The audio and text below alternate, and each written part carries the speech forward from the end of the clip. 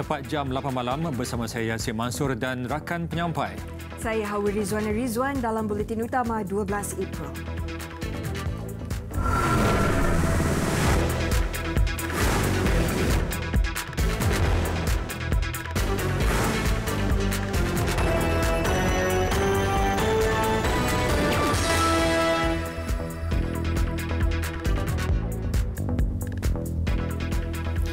Projek ECRL diteruskan, kos berkurang 21.5 bilion ringgit.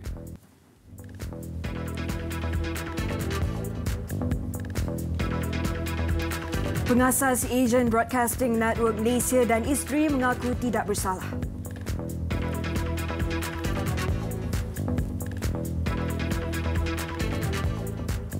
Sementara itu, tokoh di sebalik rundingan penting ini, Tun Daim Zainuddin, turut mengesahkan kedua-dua negara bersetuju dengan pembinaan landasan berkembar ECRL.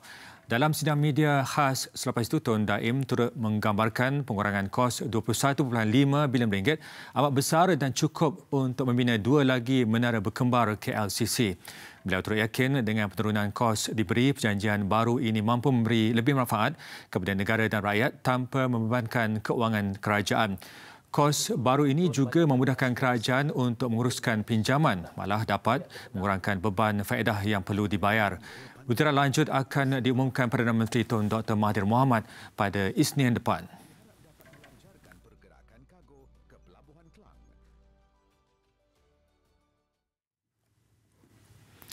Pengurangan kos pembinaan projek laluan rel Pantai Timur ECRL sebanyak 21.5 bilion ringgit dilihat antara usaha proaktif kerajaan dalam memberi kemudahan infrastruktur kepada rakyat secara berterusan. Bagi pakar ekonomi, fokus terusnya boleh diberi kepada projek lebih bermanfaat, terutamanya pembinaan lebih banyak sekolah, pembaikan jalan raya dan bantuan kepada golongan B40. Boleh memberi impak positif kepada rakyat dari segi kos tiket yang lebih murah. Yang kedua, kualiti pembinaan.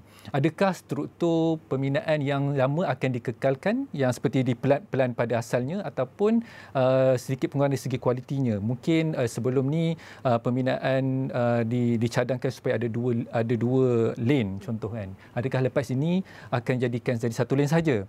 Jadi kalau satu lane, apakah impaknya pada masa hadapan?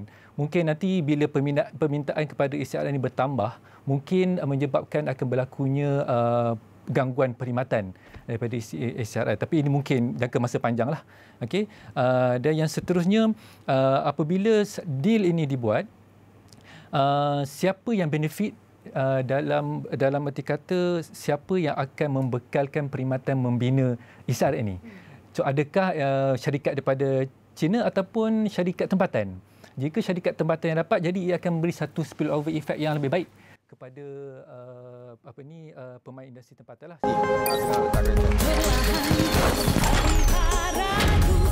Up 32 megapiksel, kamera depan terangkat. Vivo.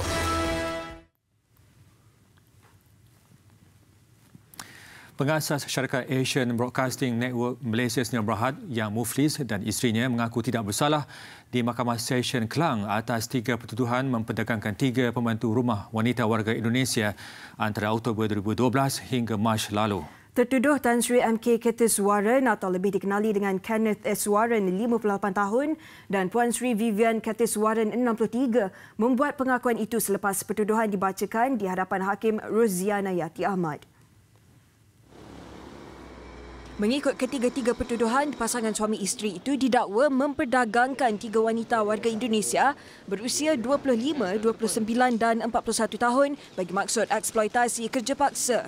Kesalahan didakwa dilakukan di sebuah rumah di Jalan Cinta Alam Country Heights, Kajang antara Oktober 2012 hingga Mac lalu. Dakwaan mengikut Seksyen 12 Akta Anti Pemerdagangan Orang dan Anti Penyeludupan Migran ATIPSOM 2007 dibaca bersama Seksyen 34 Kanun Keseksaan. Sabit kesalahan, kedua-duanya boleh dihukum penjara tidak melebihi 15 tahun dan denda. Timbalan Pendakwa Raya Fadnin Yusof memohon mahkamah menetapkan jaminan sebanyak RM50,000 bagi setiap tertuduh dan pasport mereka diserahkan ke mahkamah. Hakim Roziana Yati membenarkan cadangan pihak pendakwaan. Sebutan semula kes ditetapkan 3 Mei depan.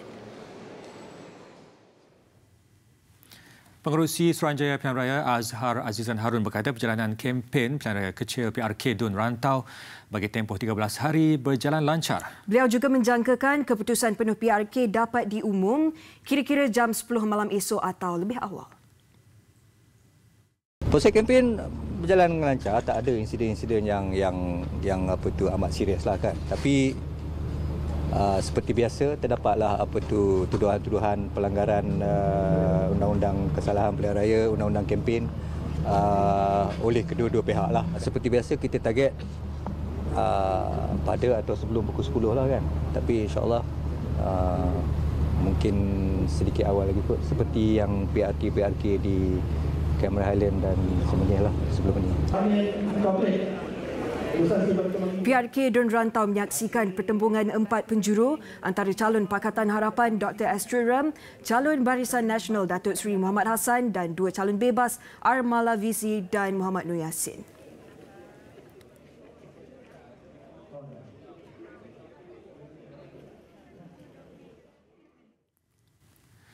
Esok pemilih berdaftar bagi PRK Dun Rantau akan menunaikan tanggungjawab memilih wakil rakyat terbaru mereka. Selepas 14 hari berkempen yang akan berakhir tengah malam ini, 2 calon utama Dr. S. Sri Ram dan Datuk Seri Muhammad Hassan sudah menjelajah hampir ke segenap kawasan di Dun berkenaan bagi memastikan pengundi memilih mereka esok. Bagi mengikuti perkembangan kempen hari terakhir, kita bersama wartawan Nur Syuhada Marzuki langsung di dataran Metro Park Sendayan.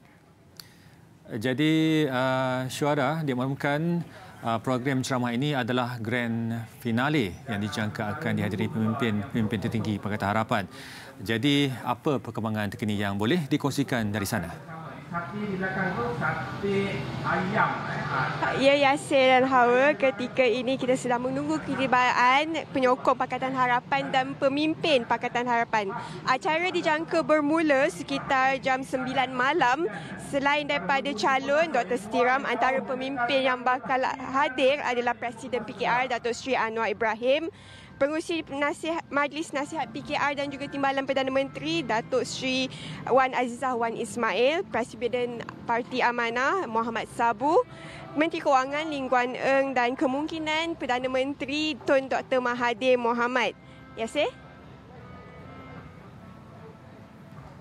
Baik, Syuhada. Bagaimana pula dengan persiapan SPR bagi memastikan proses pengundian esok lancar?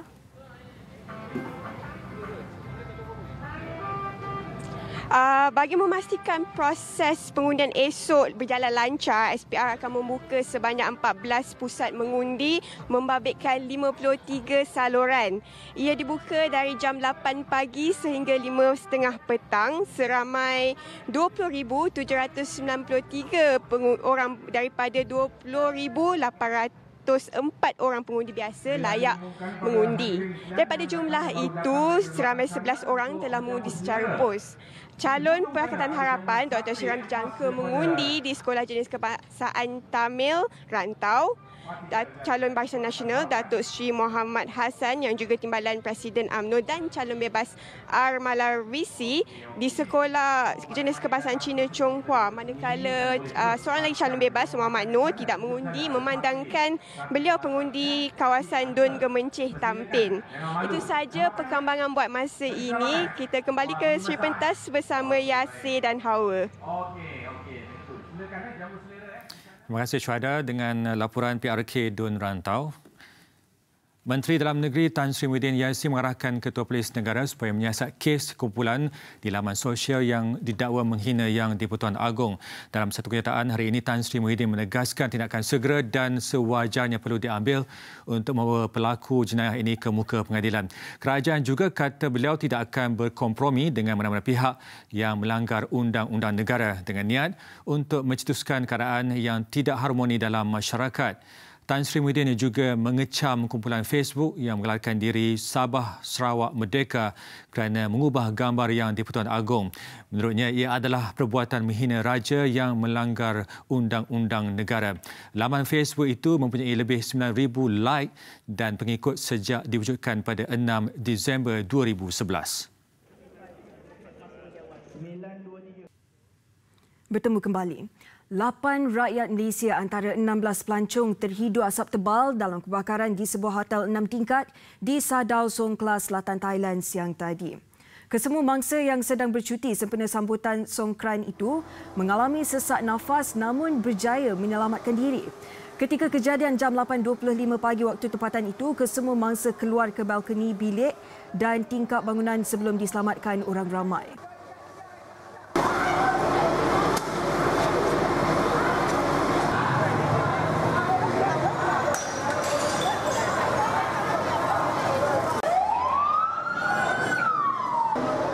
Timbalan Ketua Polis Sadao, Lieutenant Kolonel Winai Saki Yasatin mengesahkan mangsa 8 rakyat Malaysia termasuk seorang wanita berusia antara 24 dan 58 tahun dihantar ke 3 buah hospital untuk menerima rawatan. 5 daripada mereka dibenarkan pulang selepas menerima rawatan pesakit luar, manakala 3 lagi masih dirawat. Beliau berkata ketika kejadian seramai 30 pelanggan menghuni hotel 200 bilik itu. Punca kebakaran masih dalam siasatan.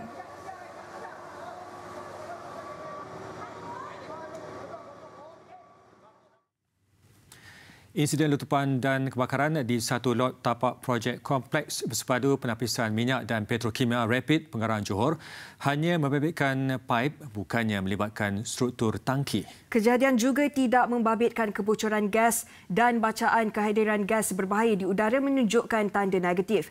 Dalam kejadian jam 1.25 pagi tadi, 2 pekerja warga tempatan hanya mengalami cedera ringan. Susulan kejadian itu, hanya seorang pekerja yang dirujuk kepada hospital akibat terkena serpihan kaca. Tinjauan siang tadi mendapati aktiviti di Rapid Pengerang beroperasi seperti biasa. Exco Kesihatan, Alam Sekitar dan Pertanian Johor, Dr. Zahruddin Jamal dalam sidang medianya berkata, punca sebenar kejadian masih disiasat. Pihak kerajaan negeri sudah mengadakan lawatan dan mendengar taklimat pihak Petronas. Kebakaran dipadamkan dalam tempoh kira-kira 30 minit oleh anggota bomba ERT Petronas Rapid. Setakat ini daripada Jabatan Alam Sekitar tiada menunjukkan bahawa ada toksid yang berada di udara. Semua bacaan adalah menunjukkan paras normal. Okey. Kerajaan negeri telah berbincang dengan Petronas dan JKM. InsyaAllah kami akan cuba memberi bantuan kepada masyarakat. Pihak kerajaan negeri akan membantu mana-mana penduduk yang kediaman mereka terjejas. Difahamkan lebih 10 kediaman penduduk rosak. Pihaknya juga akan berbincang untuk membantu menuntut kerugian dengan Petronas dan penduduk yang terbabit diminta membuat laporan polis. Beberapa penduduk pula mendakwa rumah mereka bergegar dan mengalami kerosakan susulan letupan dan kebakaran di projek Rapid Pengerang itu. Sebanyak 37 penduduk Kampung Lepau dan Sungai Rengit membuat laporan polis di Balai Polis Pengerang berkaitan kerosakan kediaman mereka. Kebanyakan kediaman rosak di bahagian siling bumbung rumah dan cermin tingkap akibat getaran.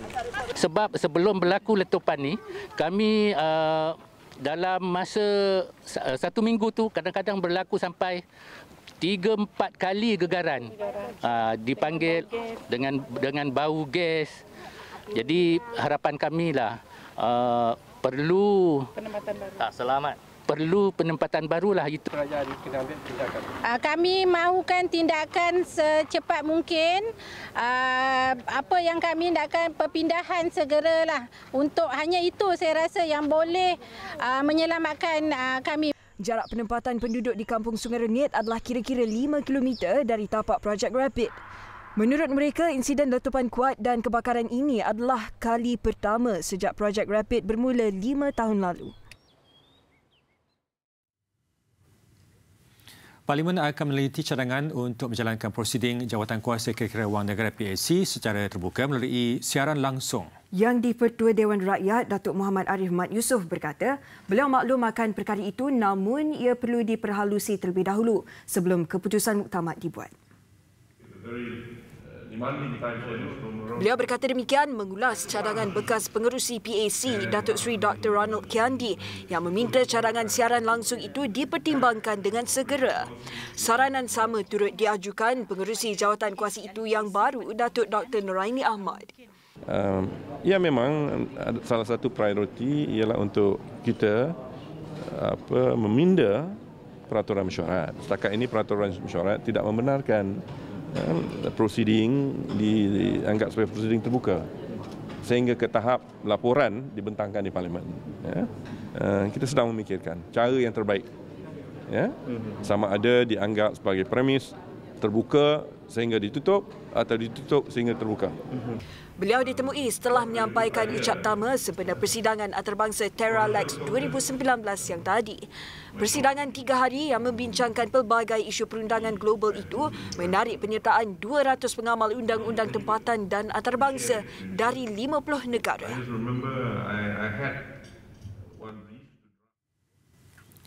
Bagi menggalakkan lebih ramai pemandu perkhidmatan e-hailing memohon lesen kenderaan pengangkutan awam PSV, ada sekolah pemandu mengambil inisiatif menawarkan kadar yuran mengikuti kursus lebih rendah daripada harga siling RM200 yang ditetapkan. Namun ada juga pemandu mendakwa bayaran dikenakan sekolah memandu melebihi kadar siling ditetapkan. Pengarah Operasi Safety Driving Centre, Siti Kumar berkata, sehingga kini Institut Memandu Kendaliannya menerima pendaftaran hampir 300 pemandu e-hailing sejak mula dibuka 1 April lalu. Pihaknya juga mengambil inisiatif menawarkan kadar lebih rendah daripada RM200. Sambutan bagus juga, tapi seperti mana yang cakap, pemandu Grab ni kurang arif pasal flowchart yang sedia ada daripada pihak CBJ, because diorang ni, pemandu Grab ni diorang dengar cerita daripada pihak A, pihak B, pihak C, so diorang pun kurang pasti. Selagi dia datang dekat kita rumuskan benda tu, kita akan bagi dia jalan betul untuk dapatkan lesen ni lah. Bagaimanapun, ada pemandu e-hailing yang mendakwa dikenakan bayaran mencecah RM270 di salah sebuah institut latihan memandu. Dia mengakui pendapatannya sedikit terjejas berbanding pemandu taksi biasa. Saya betul tak puas hati yang saya mahu biar kau tahu.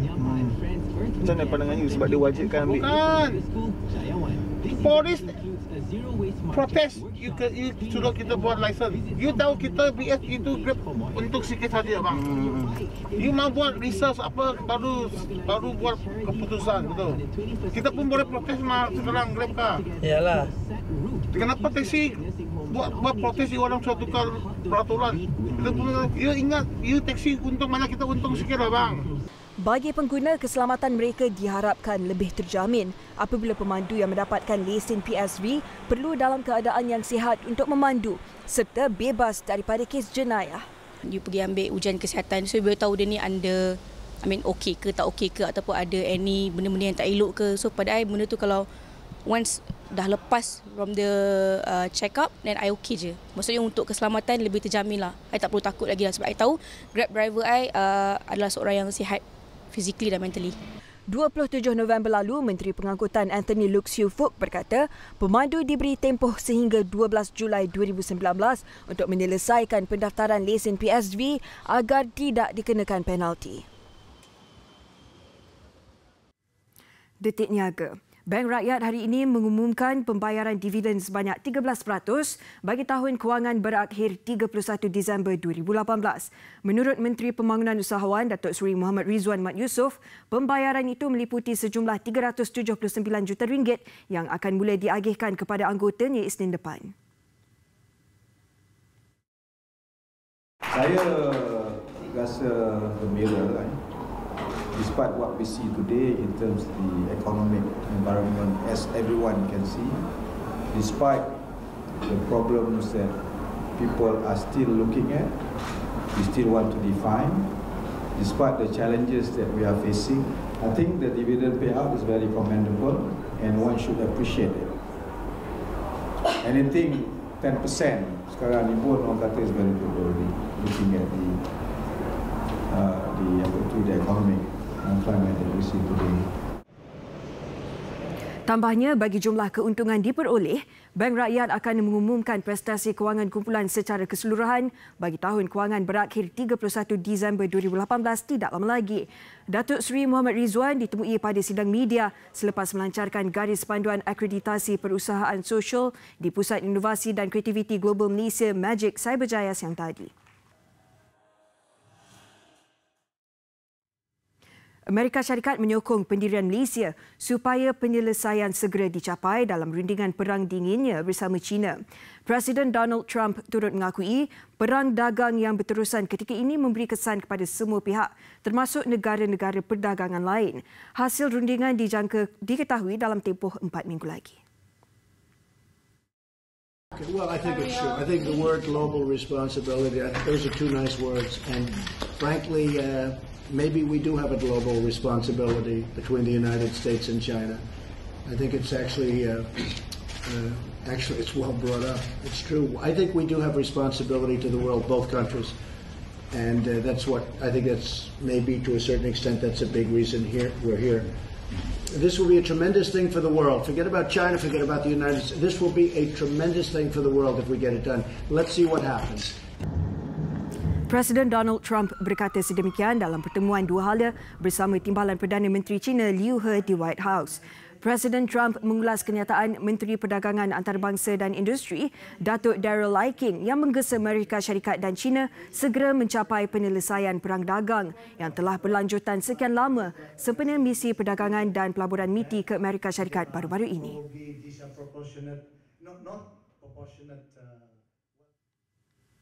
Kerajaan disaran mengkaji semula keperluan pelaksanaan levy pelepasan. Presiden Persatuan Akauntan Percukaian Malaysia MATA, Datuk Abdul Aziz Abu Bakar berkata, tiada keperluan untuk cukai itu dikenakan sekiranya impaknya terhadap pendapatan negara tidak begitu ketara. Jangan terlampau gairah in terms of because you don't get much rasa macam levy pelepasan ni you are getting from the people dekat Malaysia kan, bermakna saya rasa apa yang dia orang kena tap is actually the tourism lah kan, the tourist yang datang ke Malaysia. Tapi again sama ada you nak siapa yang kita nak korban ke siapa lah kan, sama ada ni kan. So tapi cuma saya punya pendapat in terms of levy pelepasan ni, saya rasa kalau boleh kaji balik betul-betul, and then in terms of dia punya rate tu tengok betul-betul dari segi kesan dia, how much income dia akan bawa kepada kerajaan dengan introducing levy pelepasan. Rang Undang-Undang Levy Pelepasan 2019 diusulkan di Dewan Rakyat minggu ini. Datuk Abdul Aziz berkata pengenalan cukai-cukai baru termasuk cukai digital bakal memberi kesan terhadap kos sara hidup rakyat dalam jangka masa panjang. Mengulas berkenaan 6% cukai digital yang dikenakan terhadap penyedia perkhidmatan digital asing bermula Januari 2020, beliau percaya ia akan disalurkan kepada pengguna.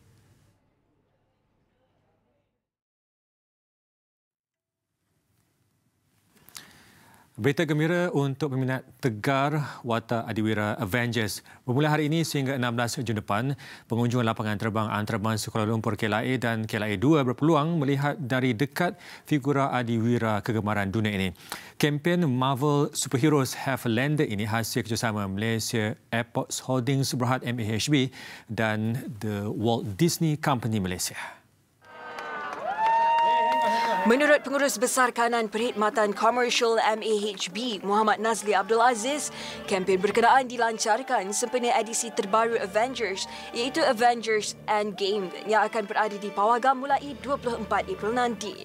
Pengunjung ke lapangan terbang antarabangsa KLIA, KLIA 2, Penang, Kota Kinabalu dan Kuching akan dapat bersama-sama untuk merasakan aktiviti-aktiviti yang bertemakan Marvel Superheroes, di mana satu family akan dapat mengambil foto yang berlatar belakangkan superheroes dan juga dapat membeli merchandise di airport.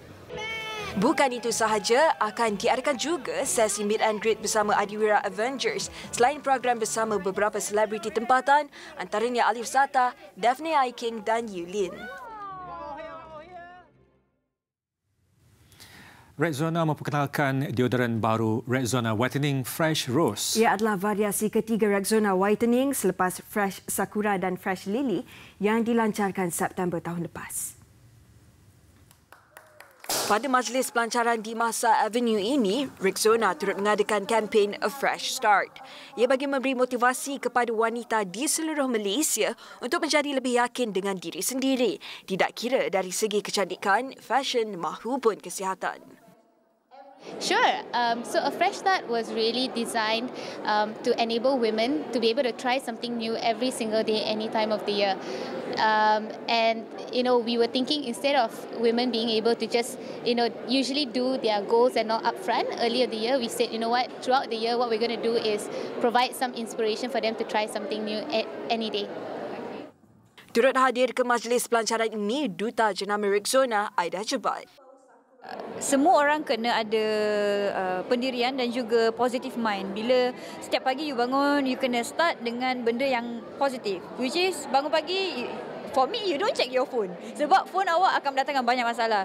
Bangun, you fikir apa yang you nak buat, macam, yes, I need to smile first. So, bangun dengan happy. Bagi saya, kempen ni akan buat wanita-wanita yang menggunakan Rexona bukan saja kena sentiasa wangi, malahan kita kena sentiasa berfikiran positif, kena be strong, and semua orang akan suka dengan kita lah.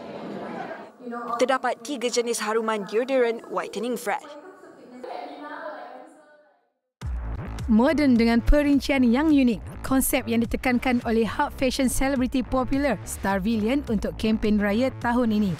Mengangkat tema Starvillian Balik Raya 2019, kempen kali ini menampilkan kolaborasi bersama 20 selebriti popular tempatan. Alhamdulillah tahun ni keistimewaan saya bersama dengan Starvillian, the whole team, kita dapat mengumpulkan seramai 20 selebriti. Kita ada Jihan Musa dan husband dia, and then kita ada Sherry Al-Haddad, and then kita ada Kai Bahar sendiri, even kita ada Nelly Diasan Rose, Ukasha Senro, Kamal Adli, and then even kita ada juga salah seorang kawan saya, rakan saya sendiri, iaitu Rizma Rizani sebagai designer. Okay, kalau kata Rizal nak maintain brand Rizal Rizani saja, agak susah untuk brand ni dekat dengan masyarakat, so that that kadang-kadang in term of pricing dan harga dan sebagainya kan. So bila kita jual Starvillian ni, kita dapat orang kata buat satu koleksi yang affordable untuk masyarakat di luar sana. Our aim is untuk menjadi satu ready to wear fashion store untuk jenama-jenama selebriti pada harga mampu milik. Sebagai contohnya, Fawa akan represent Altilia Amani X Starvillian. Menawarkan lebih 200 rekaan dengan hampir 1,000 pilihan warna pelbagai tona dan 200,000 pasang busana disedia bagi memenuhi kehendak pengguna. Rata-rata selebriti memilih untuk menghasilkan rekaan yang dekat dengan jiwa mereka sebagai bingkisan untuk peminat masing-masing. Saya sayang impian Mbak Lydia ni, dia baby saya. So saya tetap akan hasilkan, saya tetap akan sendiri pergi pilih colour, pilih material dan juga design. Tapi saya work closely juga dengan designer saya yang lain. Apa yang saya pakai sekarang ialah merupakan set baju Melayu yang mempunyai 22 color, dan paling penting ialah mesra uduk. Akan dapat sekali dengan butang kristal yang gah ni dan pocket square. Orang-orang yang berbadan besar, belilah baju kami daripada you cuba beli baju artis-artis lain yang korang tak cukup kecil untuk pakai. So belilah baju kami sebab dia akan sesuai dan lebih menarik dan lebih cantik. Ya, betul. Terutamanya kepada plus size, boleh beli pakaian kami, design-design kami pakai daripada Starvillian. Yang penting yang kurus pun boleh pakai sebab nanti nak makan kan. Baju ni kan longgar, tengok bijak tak kita orang.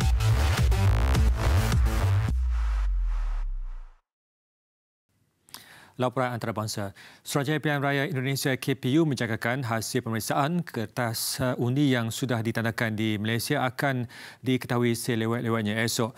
Wakil dari KPU dan Badan Pemantau Pilihan Raya Bawaslu telah berangkat ke Kuala Lumpur pagi tadi bagi menjalankan pemeriksaan ke atas dakwaan penipuan yang terjadi menjelang hari pengundian awal 14 April ini. Laporan Nadia Mohsin dari Jakarta, Indonesia. Kurang seminggu sebelum pilihan raya diadakan, rakyat Republik ini digemparkan dengan rakaman video yang tular di media sosial. Beberapa rakaman menunjukkan penemuan kertas undi yang telah ditandakan atas nama penyandang Presiden Joko Widodo, Jokowi, di sebuah rumah kedai di Bangi. Difahamkan ia berkaitan dengan proses undi awal yang akan diadakan di Malaysia 14 April ini. Sahih ataupun tidak, rakaman itu tidak hanya menyebabkan imej buruk terpalit ke atas calon yang bertanding, tetapi juga ke atas KPU sebagai badan penyelenggara. Ini merupakan kali pertama pilihan raya Indonesia diadakan secara serentak, iaitu pemilihan legislatif dan juga pemilihan presiden, dan sudah tentunya ada pihak yang membangkitkan ataupun menimbulkan persoalan-persoalan sama ada pihak yang menyelenggara ini dapat melakukan dan memastikan proses demokrasi kali ini dapat dijalankan secara telus dan bebas dari sebarang penyelewengan maupun pembohongan. Teman-teman PPLN sudah mengumpulkan sejumlah bukti-bukti ya yang bisa menjadi bahan awal untuk kemudian nanti tim dari KPU RI yang mendalami. Prinsipnya KPU tidak pernah toleransi terhadap berbagai bentuk upaya kecurangan. Namun kemudian perlu dipastikan apakah yang terjadi demikian adanya atau tidak. Karena memang beberapa waktu belakangan ini kan ada kasus yang kita sudah sama-sama ketahui ternyata tidak benar. Satu mesyuarat khas akan diadakan esok bagi meneliti hasil pemeriksaan yang dijalankan oleh wakil kedua agensi ini di Malaysia sebelum sebarang keputusan dibuat. Pada pilihan raya Indonesia yang lalu, pencabar Prabowo Subianto menang majoriti sokongan pengundi Indonesia di Malaysia. Nadia Mohsin, Jakarta, Indonesia. Untuk perkembangan seterusnya, kita bersama Nadia Mohsin di Jakarta. Nadia, boleh perincikan berhubung dakwaan penipuan kertas undi yang sudah ditandakan itu?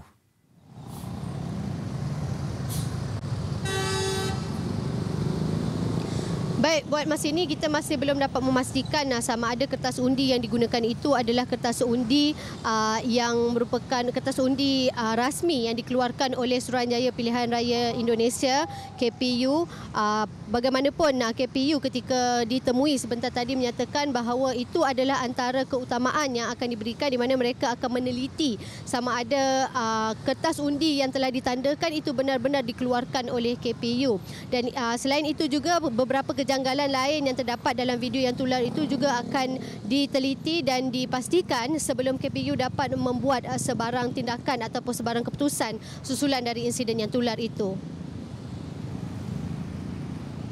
Dan sehingga kini apa reaksi daripada kedua-dua kubu capres?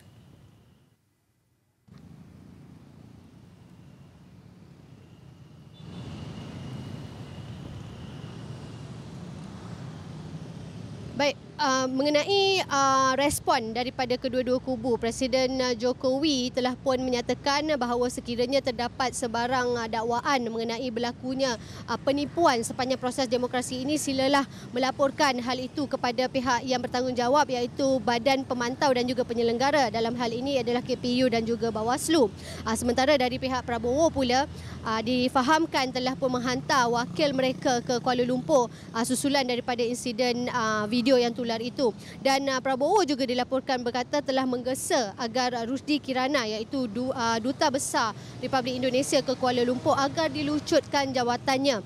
Dan untuk maklumat, nama calon legislatif yang ditandakan dalam kertas yang disebarkan itu salah satunya adalah anak kepada Rusdi Kirana iaitu David Kirana mewakili parti Nasdem yang akan bertanding bagi kerusi di Jakarta ini. Pun begitu, KPU dan Bawaslu masih belum dapat memutuskan apa-apa memandangkan perkara ini masih lagi diteliti. Begitu juga dengan beberapa gesaan untuk pilihan raya ini dihentikan sementara. Pemilihan awal yang akan dilakukan pada Ahad ini dihentikan sementara supaya memberi laluan kepada penyelidikan ini untuk dilakukan. Dan KPU dan Bawaslu hanya akan dapat memutuskan sebarang tindakan dan keputusan setelah mesyuarat yang akan dibuat esok selepas hasil penelitian di Kuala Lumpur diperolehi. Dan pasukan yang telah ditugaskan di sana dijangka akan pulang ke Jakarta hari ini juga. Begitu. Terima kasih Nadia Mohsin dari Jakarta, Indonesia melaporkan pilihan raya presiden atau Pilpres. Sekurang-kurangnya 16 orang terbunuh manakala 30 lagi cedera selepas sebuah bom meletup di kawasan Pasar Terbuka Barat Daya Pakistan. Kebanyakan yang terbunuh ialah penduduk etnik Hazara. Menurut polis, kejadian berlaku di Quetta, kawasan yang kebanyakannya didiami penduduk minoriti Muslim Puak Syiah. Kesemuanya mangsa yang maut dan cedera dibawa ke hospital berhampiran. Setakat ini tiada pihak mengaku bertanggungjawab berhubung kejadian.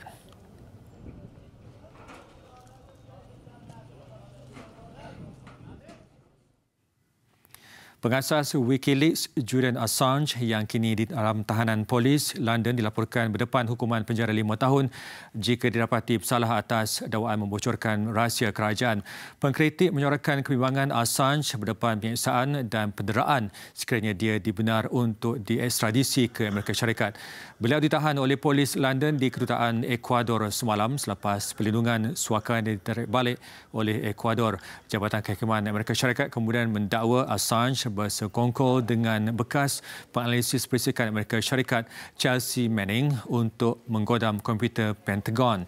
Assange kini ditahan reman dan jadual menjalani pendengaran kes ekstradisi pada 2 Mei.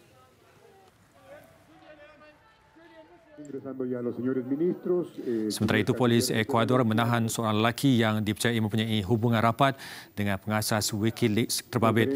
Menurut Kementerian Dalam Negeri Ecuador, lelaki itu ditahan ketika cuba meninggalkan negara tersebut dipercayai dalam perjalanan ke Jepun. Laporan BBC memetik sumber Associated Press mendakwa lelaki yang ditahan adalah seorang pemaju perisian komputer warga Sweden. Menurut pihak berkuasa, lelaki itu telah menetap di Ecuador sejak beberapa tahun lalu dan sering terbang ke London bagi berjumpa dengan Assange di kedutaan Ecuador di sana.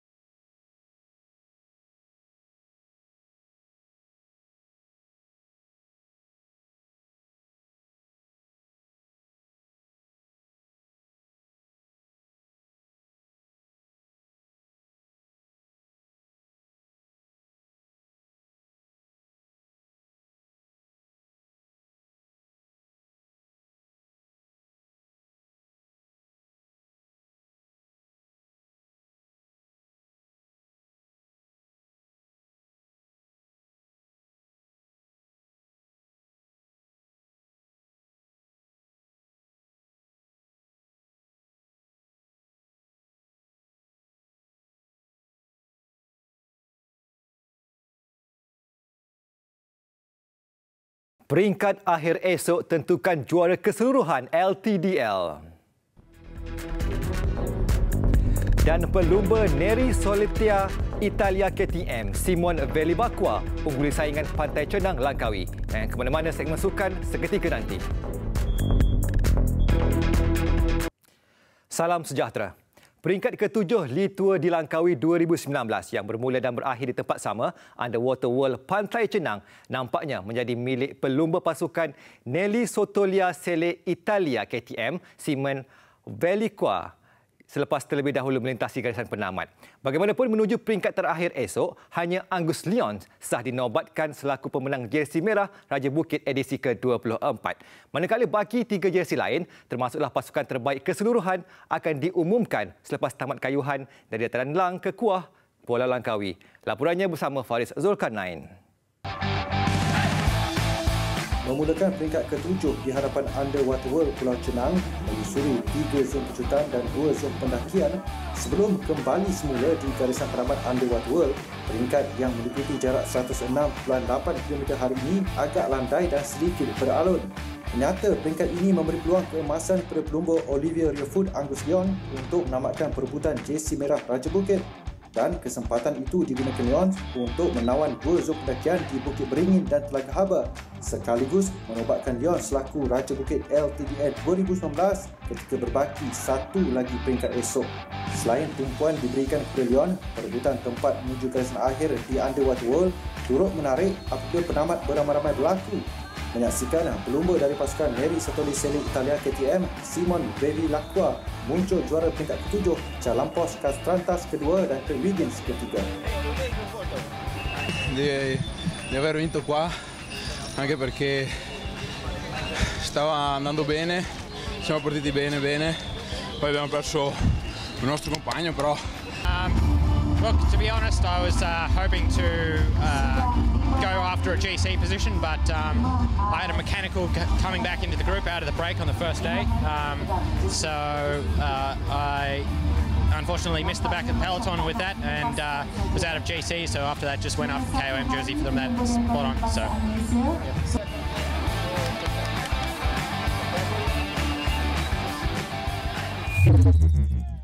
Sementara itu, harapan untuk menyaksikan pelumba Terengganu Cycling Team TSG Muhammad Harif Saleh memberi cabaran kepada Travis Cape dalam perebutan jersey hijau Raja Pecut nampaknya tidak kesampaian apabila Harif menamatkan peringkat ke-7 di tempat ke-9 siang tadi.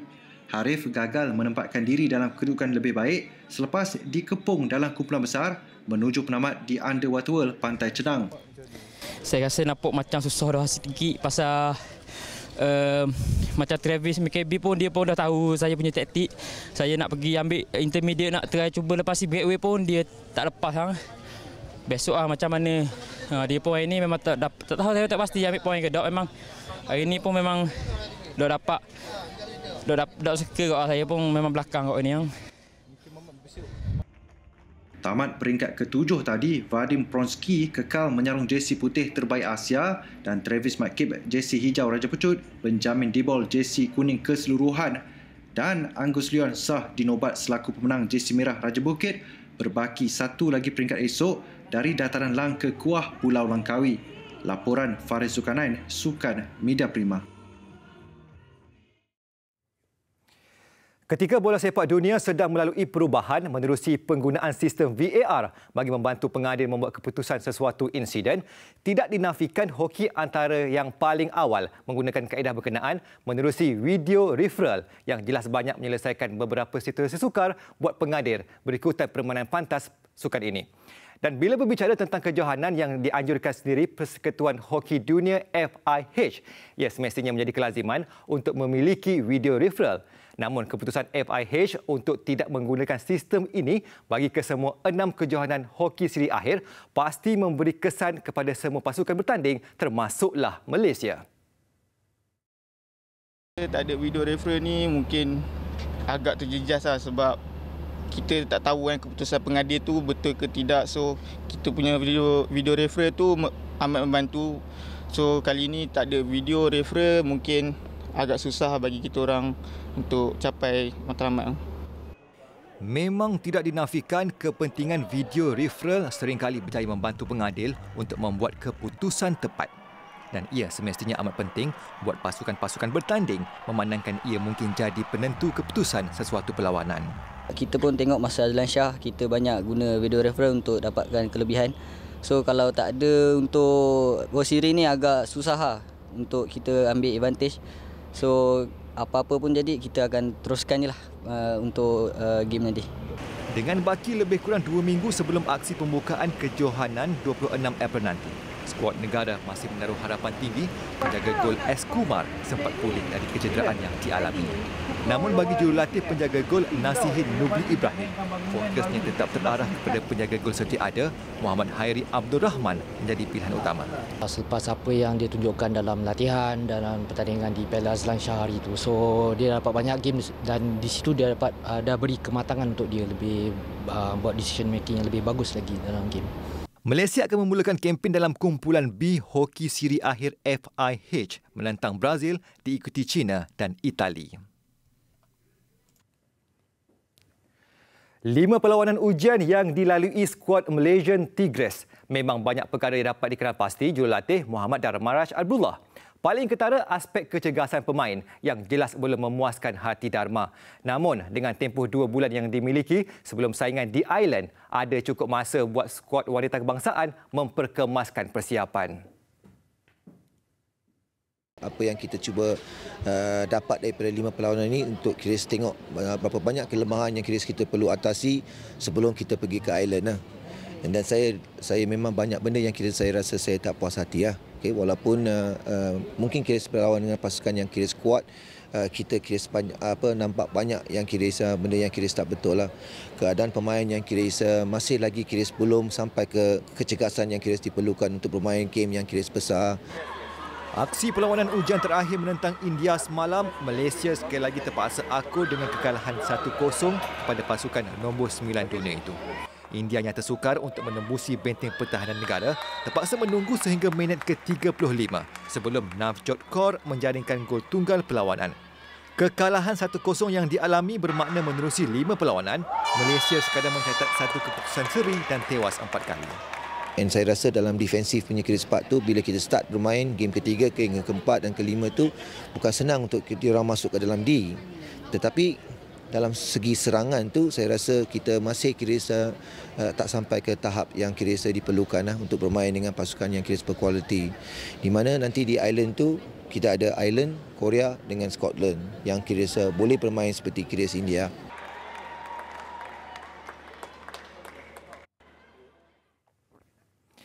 Dua pemain skuad Liga Super Kedah, Muhammad Asri Muhammad dan Muhammad Fazrul Daniel Muhammad Nizam, manakala dua lagi pemain Piala Presiden, Muhammad Suhaimi Saad dan Aminuddin Abu Bakar, pastinya menimba pengalaman paling berharga apabila berpeluang menjalani latihan bersama Akademi bawah 22 tahun Cardiff City selama sebulan.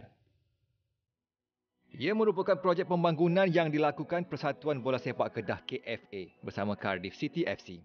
Projek khas ini memasuki siri kedua selepas projek sulung kerjasama antara dua klub ini telah dilaksanakan dengan jayanya pada tahun 2015. Dekat sini kami training dengan skuad under 23 dan lepas tu dengan under 18 diorang. Jadi so far macam okey lah. Diorang banyak teknik depa kita belajar. Daripada saya keeper. Sini dekat Cardiff ni player-player dia lah. Saiz, lepas tu teknik, padang, tu je. Dalam macam first touch, ball, lepas tu dan segi finishing, fast play, yang tu lah. Training, saya belajar banyak teknik lepas tu cara pergerakan bola, baca semua, lepas tu cara nak sesuaikan diri dengan cuaca kat sini lah. Pemergian mereka ke Cardiff diiringi oleh Naib Presiden 1 KFA, Anas Hafiz Mustafa. Acuan Kelab Pembangunan Bola Sepak yang dimulakan Presiden KFA, Datuk Seri Mukhlis Mahathir semasa memimpin persatuan pada musim 2014 meliputi aspek kemahiran pemain, kejurulatihan dan pengurusan kelab. Antara individu yang menyertai kumpulan pertama ke Cardiff City 4 tahun lalu adalah Victor Andret yang merupakan penolong ketujuh latih Liga Super Kedah 2019 dan Akhyar Rashid yang kini bersama JDT.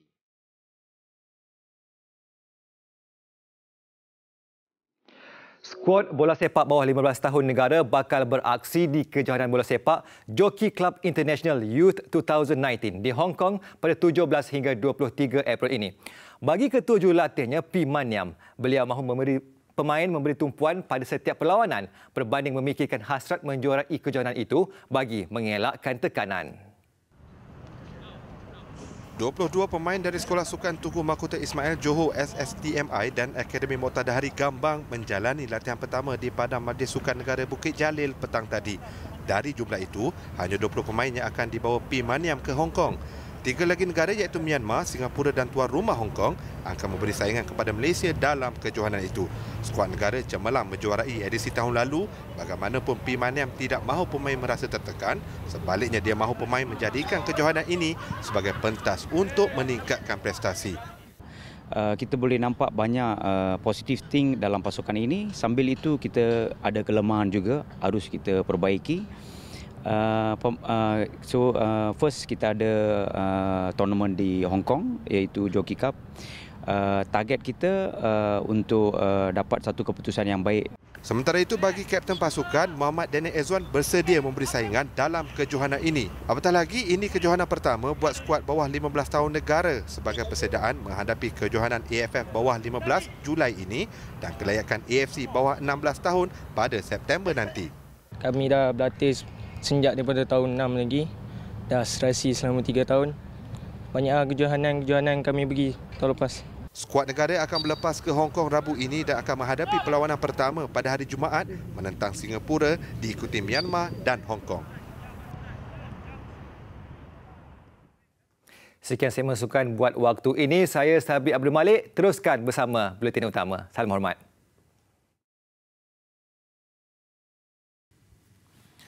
Bertemu kembali. Sebanyak 9 kenderaan rosak dipercayai selepas dilanggar sebuah jentera kren di Jalan Batu Arang menghala ke Rawang. Kejadian kira-kira jam 9 pagi tadi mengakibatkan kesesakan teruk di kawasan berkenaan. Dilaporkan dalam kejadian itu seorang mangsa parah manakala seorang lagi cedera ringan. Pusat Gerakan Operasi Jabatan Bomba dan Penyelamat Selangor dalam satu kenyataan berkata pihaknya menerima panggilan kecemasan pada pukul 9.18 pagi sebelum sebuah jentera dari Balai Bomba dan Penyelamat Rawang bergegas ke lokasi kejadian.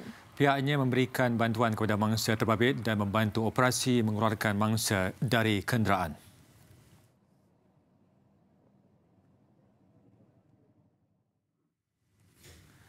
Program realiti terbaru TV3 Lagu Cinta Kita yang mencari pasangan duet bakal disiarkan secara buat julung kalinya secara digital selama 1 jam menerusi laman YouTube TV3 Malaysia. Menurut Ketua Pegawai Eksekutif Rangkaian Televisyen Media Prima Berhad, Johan Ishak, konsep program itu akan menguji keserasian setiap pasangan sekaligus dapat melahirkan lebih ramai pasangan duo yang hebat di pentas nyanyian. Bagusnya dua penyanyi ni pada permulaannya tak kenal, tak pernah jumpa. So bila dia ada tirai lah, bila kita buka tirai tu baru dia terkejut tengok partner dia kan. Itu satu konsep, the surprise element yang kita akan ada lah.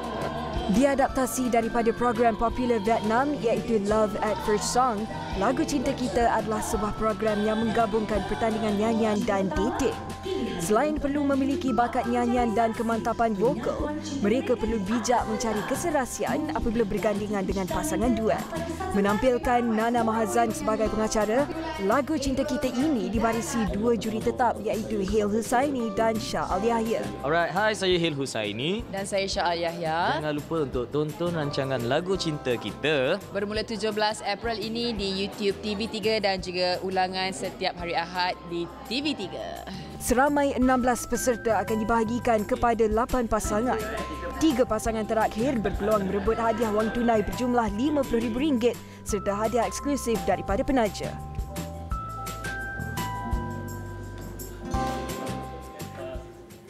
Sekian paparan malam ini. Sebelum berpisah, saksikan panorama indah di beberapa kawasan di Sweden yang dirasai oleh sekumpulan peluncur ais. Salam hormat. Assalamualaikum, selamat malam.